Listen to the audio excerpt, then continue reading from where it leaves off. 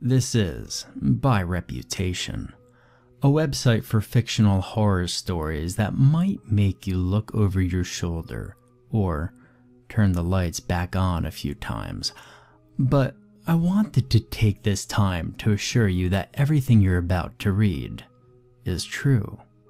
Yeah, well, they all say that, but trust me, I wouldn't make this up if I could. So one day, when I was still in high school, I had to go to the library for some project or another, or some class or another, because it required the use of the internet, and my mom used our home computer for work. Once I got to the library, I noticed that there was no one in there, not even a librarian. This seemed a little strange, but the door was unlocked and there was still 5 hours or so until they closed, so I shrugged it off and found a computer to work. I decided on the clunker in the far corner of the library and plugged my headphones into the headphone jack on the computer tower, as I needed to find some videos or something. I'm not sure. I never got that far. And by that I mean I decided to postpone working on whatever project it was I needed to finish, and instead did some snooping. I'll be honest, I didn't really expect to find anything, but I figured it'd make a nice story if some creep had accidentally downloaded porn onto the library computer, and I'd happen to come across it. I was 16, and this was my idea of a good time. I tried the text file folder first, but to no avail. Nothing there except some book report someone forgot to delete after they turned it in. Then I went for the images. Again, nothing. I think there was a picture of a dog, but I can't be sure I'm remembering correctly. It was when I got to the video folder that things got interesting. There was one video in the folder and the title struck me as odd because it looked like it had been renamed. The title read Superpowers.Avi. I was intrigued, but at this point had given up on my dream of discovering neckbeard Cheeto finger porn. So I clicked on the video, skeptical that it'd be anything worth watching. The thing that struck me right away was the quality. It was awful, even for 2009. There were maybe 300 pixels on the entire screen. It was so bad. The only thing I could really make out was that the video seemed to have taken place on an elementary school playground, or maybe in a residential park with swings and a slide.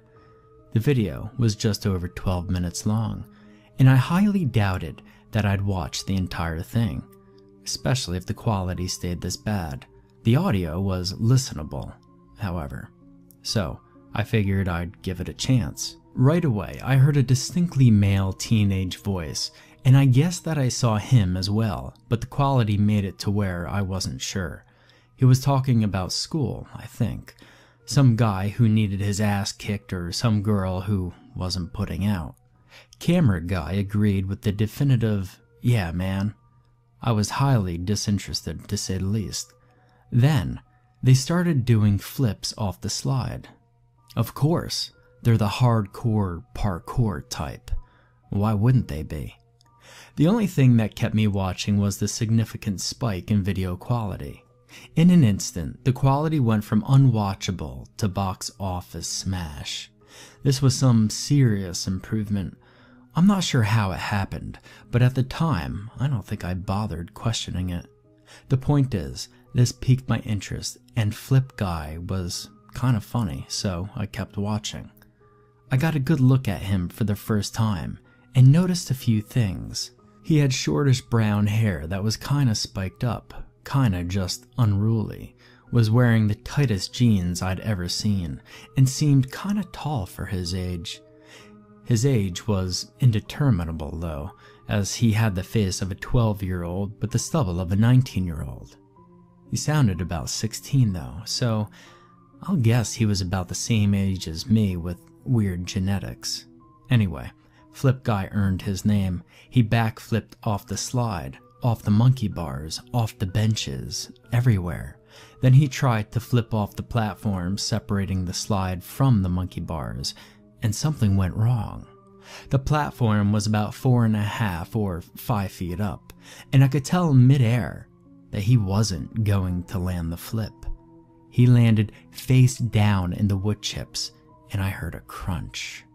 I had seen him put his hands down to brace himself, so I was sure he had broken one, if not both, of his wrists. Flip Guy didn't scream. Camera Guy did. After a few seconds, Flip Guy rolled over and, with a dangling, undeniably broken wrist, gave a thumbs up while flashing a winning smile. I was filled with several emotions at this point, not the least of which being repulsive, but also not the least of which being admiration. He didn't seem fazed at all. Camera Guy eventually calmed down after relentless panicking, and Flip Guy legitimately got up and tried again. This is where things get weird. Flip Guy gets back up and climbs to the top of the platform and decides to jump off again. I think it's important to note here that this is the first time he's been silent for more than 30 seconds since the video started. And with it being the time most people would make the most noise, I was honestly starting to worry. So he jumps and does a perfect flip in midair, but far overshoots his mark and flips too much, landing on his back right at the edge of the wood chips and smacking his head hard on the hard plastic border separating the wood chips from the grass. This makes the most sickening sound I'd ever heard. Camera Guy screams again and rushes over to his friend, who has now started bleeding, and I mean a lot, all over the ground. I start to feel shaky, wondering if I just watched someone die, and Flip Guy's eyes open. They look considerably more shielded, almost glazed over, but where you could still see the life within them, even if just barely.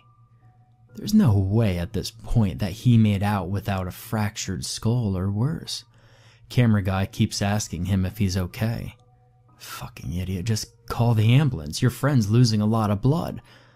But then, and I have no clue how, Flip Guy sits up again. Camera Guy had been in the grass looking at Flip Guy head first, so when Flip Guy sat up, the wound was in full view. And what a wound it was. There was a massive hole in his head, causing blood to pour down his shirt. His brown hair was almost black around the wound from how much blood was in it. All this, on top of the broken wrists he already had, was more than enough for me to start feeling nauseous, and more than a little morbidly pessimistic with where this was going. Flip Guy gets up. I have no clue how, but he gets up and starts limping toward the platform, not saying a word. His demeanor has visibly changed, unsurprisingly, but his new demeanor is horrifying. Imagine a kid with a broken wrist and a hole in his head nearly half a foot wide, lumbering towards something with a nearly dead look in his eyes, all while completely silent. Camera Guy has finally stopped blubbering and called the cops. His friend falls over not a foot from the platform and rolls over onto his back before he starts seizing, spasming uncontrollably and foaming from his mouth. Camera Guy drops the camera and sprints over to his friend, who you could barely see in the corner of the frame. As soon as he touches Flip Guy, who, I've learned from the frantic screaming, is named Anthony, everything changes. Anthony's completely incapacitated, all but dead on the ground, and his friend crouches next to him before laying his hands on Anthony's chest, panicking and unsure of what to do. As soon as his hands touch Anthony, he's thrown into the air at least 40 feet and comes down as hard as you would imagine, if not harder, right on his head. There's a succession of crunches and pops as he hits about 5 feet from the camera, and he stopped moving. His face is shown for the first time and it looks deflated, blood trickling lazily from the nose in stark contrast to the overwhelming surge that was just shown from Anthony's head. By now, I want nothing more than to turn this off and discover it was just a nightmare. But I can't bring myself to do that. The seizing stops nearly off camera, and Anthony raises himself as though pulled by a string attached to the center of his chest. His head slowly turns toward the body of his friend, and from what I can see, there's no remnants of humanity left in him. He stands up slowly and begins to stagger toward the camera and the body. Once he reaches what was once his friend, he reaches into the front pocket and extracts a pocket knife. I can't bear to watch this, but I can't turn it off, so I'm stuck, held hostage by this light-hearted video turned snuff film. Anthony opens the knife and, in a twist, buries it into his own arm. He doesn't flinch as he carves a straight line from elbow to wrist on each arm and finally lays it to rest, handle deep between his collarbone. He stands, staggers a bit, and finally falls down to his hands and knees before succumbing to blood loss and collapsing on the grass, a pool of deep red surrounding him. You can hear sirens in the distance getting closer before the camera battery dies and the screen goes black. I'm nearly hysterical at this point, shaking uncontrollably as I make my way out of the still empty library and onto the street. I nearly call my mom to pick me up and take me somewhere safe, somewhere I don't have to think, but decide on using the short walk home to sort my thoughts.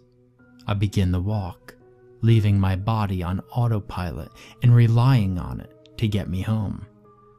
I start to calm down a little bit and think of rational explanations for this, like maybe it was a school project or a prank left there to terrify whatever unsuspecting library goer happened to stumble upon it.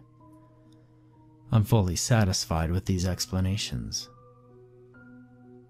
Then, I pass the park down the road from my house and see the police tape.